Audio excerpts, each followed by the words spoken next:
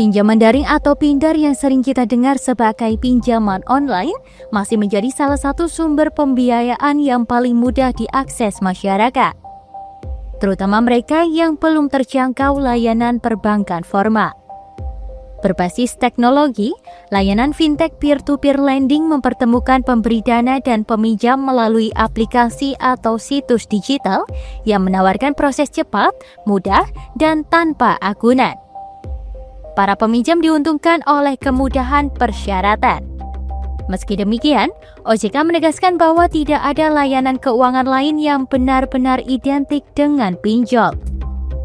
Kepala Eksekutif OJK Agusman mengakui bahwa beberapa produk mungkin terlihat mirip, seperti layanan pay later atau buy now pay later, namun keduanya memiliki kebutuhan underlying berupa barang atau jasa yang dibiayai.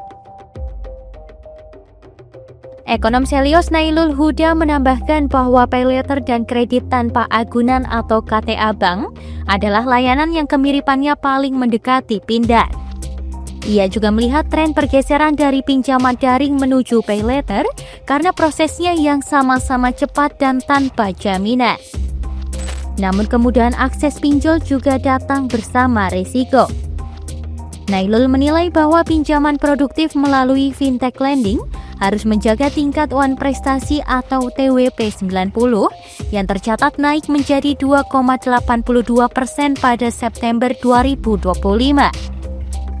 Hal ini menunjukkan tantangan kualitas kredit, terutama karena penilaian skor peminjam masih belum mempertimbangkan riwayat perbankan secara menyeluruh. Pinjaman daring pun kerap menjadi pilihan utama UMKM unbankable karena sulit mengakses kredit produktif dari bank. Ekonom UI Budi Frasidi turut menegaskan bahwa pindar menjadi alternatif pembiayaan bagi pelaku usaha yang tidak memenuhi syarat pinjaman perbankan. Namun ia mengingatkan bahwa UMKM yang memiliki aset untuk dijaminkan biasanya akan menghindari pinjaman daring karena suku bunganya lebih tinggi. Secara fitur, kredit tanpa agunan dan pinjol memang sama-sama tanpa agunan.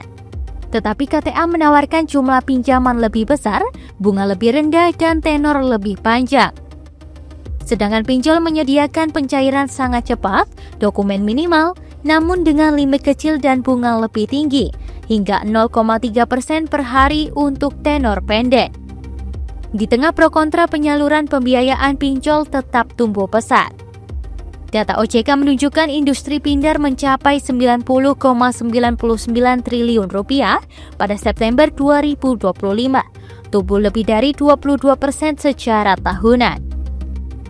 Ketua Asosiasi Fintech Pendanaan Bersama Indonesia Endik S. Jafar menyebut pertumbuhan ini didorong meningkatnya literasi masyarakat dan peralihan dari pinjol ilegal ke layanan resmi. OJK pun mendorong fintech lending menyalurkan pembiayaan lebih luas ke sektor UMKM agar akses modal semakin mudah, cepat, dan inklusif, mengingat kebutuhan pendanaan kecil menengah masih sangat besar. Sementara perbankan memiliki keterbatasan dalam memberikan kredit modal.